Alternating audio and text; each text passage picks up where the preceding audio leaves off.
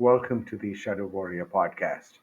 I'm the host, Rajiv Srinivasan, a professor of innovation and a columnist in India. Today we have episode 100. It's about the El Nino, which is recurring in 2023, and the kinds of problems that we have faced in the past with El Ninos. The reason I brought this up is because I've been feeling the heat, literally, even though I live in Kerala, which is relatively cool compared to the rest of parts of India, which experience very high heat. We have had temperatures of over 44 degrees in the last few days, and this is also true in March. We had some days with very high uh, heat index readings. The heat index is like the wind chill factor, and a heat index of 55 or something is what we experienced, which is quite remarkable considering the temperature actually was only about 44. And even more damagingly, we've had none of the usual summer showers that we experience. My concern is that El Nino, if it's not handled properly, can be a serious problem for India and it can devastate the economy. And the reason I say this is because it's happened before. And let's take a look at what El Nino means. Now, we've had El Ninos frequently. In fact, the frequency seems to be kind of increasing if you look at the data here. And what it does is that it changes the rainfall patterns around the world, and most relevant to us, it causes drought in India and Indonesia and Australia. And instead, the rain falls in the middle of the Pacific Ocean, kind of uselessly for our purposes. There's also this thing called the KBDI, Keach Byram Drought Indicator, which shows how much moisture there is in the ground. Well, it's not a predictor of drought, it just tells you what's going to happen if there is no rain. So we'll take a look at that as well.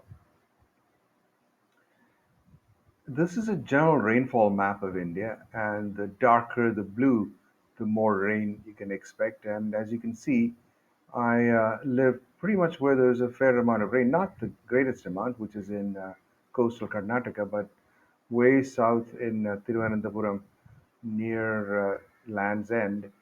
It's pretty rainy. The unfortunate part is that most of this rain ends up just running off uselessly to the ocean, and that is a bit of a problem. Here is the Keach Byram indicator from a couple of days ago. This surprises me. What it says is that already in the early part of the summer, country is dried up, including places like coastal Karnataka where it rains a lot. It's dried up, and therefore, if the summer rains fail and the monsoon is not that great, we can expect severe drought around the country. Now, fortunately for me, I guess I live in one of the less affected parts, the light blue, light green kind of areas right at the bottom tip of the country. So I should be feeling happy about it. But in fact, I've been facing some water problems here because municipal water has been erratic since March. And pretty much every day I find that there isn't enough water pressure for the municipal water to reach the upstairs during the day. And I live upstairs. So I'm anticipating further problems. In fact, I'm really happy that I have a well. I don't know how much the well will sustain me, but at least I have a plan B. But yeah, I think we're going to face rain. Sorry, not rain, but a positive rain and a drought situation in 2023. Now, I hope it doesn't get much worse. It's just a drought that we can handle. Now, take a look at what El Nino is all about. Apparently, in a normal year, the patterns in the Pacific, which are the drivers of global weather, are such that there is warm water moving from the northern part of South America to Asia, and then it leads to a fair amount of rainfall in Asia. In an El Nino year, which ours is, the patterns are reversed. So the warm water is flowing from Australia towards Latin America, and that leads to drought in North America. But more relevant to us, it leads to drought in Asia. And what does this actually mean in practice? Apparently, this is what is going on. Various effects of warm air rising and moist air um, coming in underneath it or whatever. Normally, as you can see, you have lots of rain in Asia, but bottom, which is the El Nino situation, you see that instead of the rain falling in Asia, it just goes into the middle of the Pacific Ocean, and it's going to lead to drought in several places. Now, this is not a problem for America. I'm sorry, for India alone. America has had the same problem, as can be seen. This book was written about 20 years ago, Cadillac Desert, and it's referring to this bizarre phenomenon where you have, literally in the desert in California, you have these Cadillacs that are stuck up, like this. So that's the metaphor there. But the reality is that America has had recurring instances of El Nino related drought. I lived there. When I lived there, there were like 7 years of drought, and then suddenly you had big Pacific storms, and that led to flooding, massive flooding, actually.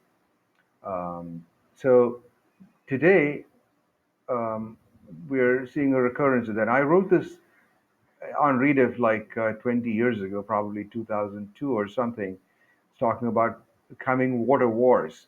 And I was at that point looking at what happened between Tamil Nadu and Karnataka in the Kaveri Basin, where they're always fighting about who gets which water. And then there is the famous movie Chinatown with Jack Nicholson. It's a really good movie. In fact, has nothing to do with Chinatown, but it's all about how the city of Los Angeles grew because they bought the water rights from a place called the Owens Valley, which then subsequently became very arid because all the water was piped down to Los Angeles. And now they get a lot of water from further out from the Colorado River in Northern California. But what it shows is that water has tremendous value, and we tend not to pay that much attention to it, especially in Kerala. I'm afraid that even though we have lots of rain, almost all of it just it runs off into the ocean kind of uselessly. We should have some mechanisms for capturing it and storing it. And in fact, even more than that, I think the capacity issue, state capacity issue, is important because some years ago in Kerala, you won't believe this, they were running around offering people money to close off their wells, just fill in their wells, and lots of people did that.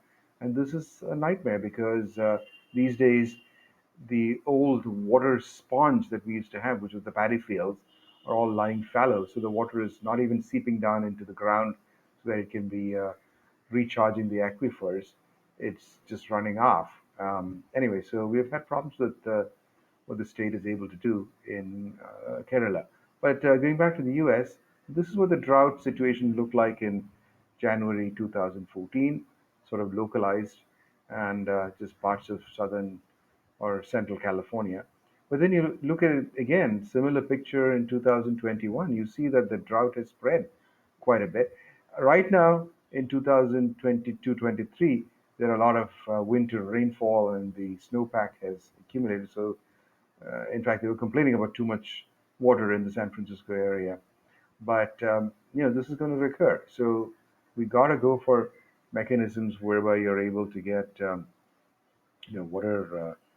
water security, water, that we have enough water, otherwise we're going to be in deep trouble. Now, the problem really is that, yes, we know there are recurrent droughts, and we've had them, I'm sure, for recorded history in India.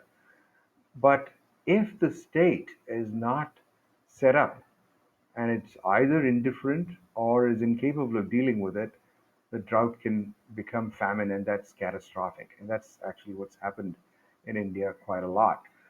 I was sensitized to this some years ago when I read this book by um, Mike Davis. He said that there were 31 famines during just 120 years of British rule, as compared to 17 famines during the previous 2,000 years.